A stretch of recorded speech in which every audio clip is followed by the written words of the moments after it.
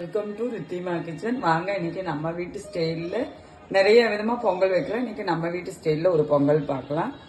நான் 1.5 டம்ளர் பச்சரிசி எடுத்திருக்கேன், நம்ம வீட்டுக்கு தேவையான அளவு. அதுக்கு தகுந்த போல் பாதி டம்ளர் பாசிப்பருப்பு, பாதி டம்ளர் துவரப்பருப்பு 2 எடுத்திருக்கிறேன். பாருங்க, போட்டெல்லாம் ஊற வச்சு, பருப்பு வறுக்கல, அரிசி கூட ஒன்றா ஊறதான் தண்ணியில் நனையதான் வச்சுருக்கேன். வந்து வெள்ளை பூண்டு போட்டு போகிறேன். கருகாப்பிள்ளை இதுலயே பிச்சு போட்டு போறேன். பாருங்க, 1 ஸ்பூன் நெய் அதுக்கு மேல ஊத்திடுறேன். சீரகம், குருமிளகு எல்லாம் சதைச்சு வச்சிருக்கிறேன், அது இதுலயே போட்டிருப்பாரு. தண்ணி அளவா அளந்து வச்சிருக்கேன், அது ஊத்திருப்பாரு. பொங்கலுக்கு கொஞ்சம் தண்ணி ஜாஸ்தி இருந்தா ஒன்றும் தப்பு இல்லை. ரெண்டாவது, விருப்பப்படுறவங்க 1 டம்ளரோ 1/2 டம்ளரோ பால் கூட ஊத்திக்கலாம். நான் இதுல இப்ப பால் ஊத்துறது இல்லை. 2.5 டம்ளர் கணக்கு வருதுங்க. நான் 2.5 டம்ளருக்கு வந்து நான் 6 டம்ளர் தண்ணி வச்சிருக்கேன். வேணா இன்னும் கொஞ்சம் கூடி குழவா வேணுங்கிறவங்க 7 டம்ளர் கூட வச்சுக்கலாம், ஒன்றும் விஷயம் இல்லை. நான் உப்பு இதுக்கு தக்குன உப்பு போட்டுற போறேன். ஒரு கொதிச்ச விட்டுதான் இதை மூடிட போறேன், குக்கரை மூட போறேன். பாருங்க, ஒரு கொதி வந்துருச்சு. நான் இப்ப வந்து குக்கர் மூடி போட்டு போறேன். 4 விசில் விட்டுக்கலாம்.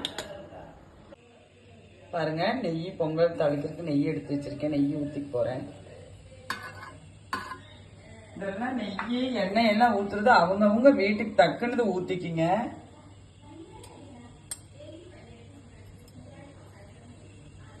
நான் உடம்புக்கு முடியாதவங்க, வயசானவங்க எல்லாம் இருக்கிற வீட்டுல கொஞ்சம் கம்மியா யூஸ் பண்ணா தப்பு இல்லை. நான் முந்திரி பருப்பு போட்டுப்போம். பாருங்க, முந்திரி பருப்பு வறுத்தது போதுமான அளவு எடுத்துருப்பேன். பாருங்க, இஞ்சி வச்சிருக்கேன், கருகாப்பில் வச்சிருக்கேன். இந்த ரெசிபிக்கு பொங்கலுக்கு வந்து கருகாப்பில் நிறைய போடலாம். இந்த கருகாப்பிலே வந்து ஒரு பிளேவரை கொடுக்கும் பொங்கலுக்கு. முதல்ல இஞ்சி போட்டுற போறேன். இஞ்சி பொரிய நல்லா மணம் வரும். அதுலயே நான் கருகாப்பிள்ளையும் போட்டுற போறேன்.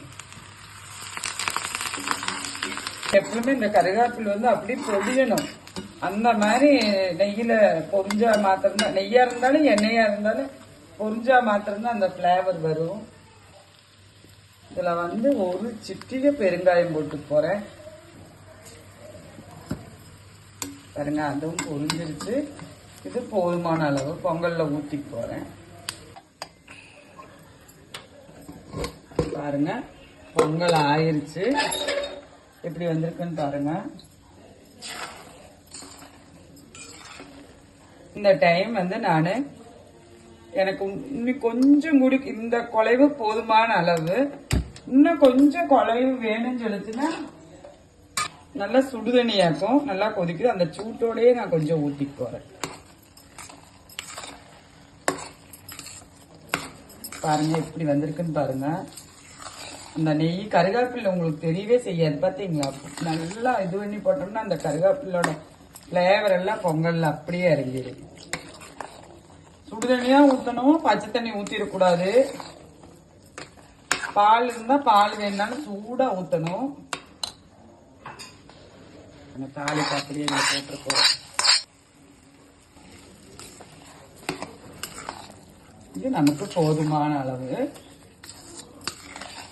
பாருங்க, பொங்கல் ரெடி ஆயிருச்சு. இதுக்கு வந்து சாம்பார், சட்னி, கத்திரிக்காய் பஜ்ஜி, தக்காளி பஜ்ஜி, இது கூட எல்லாம் நல்லா மேட்சிங் ஆகுங்க பொங்கல். பின்ன ரெண்டாவது வந்து முந்திரி பருப்பு சட்னி ஒன்று இருக்கு. அதுக்கு வந்து பொங்கல் அடிச்சுக்கவே முடியாது, அல்டிமேட்டா இருக்கும். வாங்க, நம்ம வீட்டில் சாப்பிடலாம். நன்றி, வணக்கம்.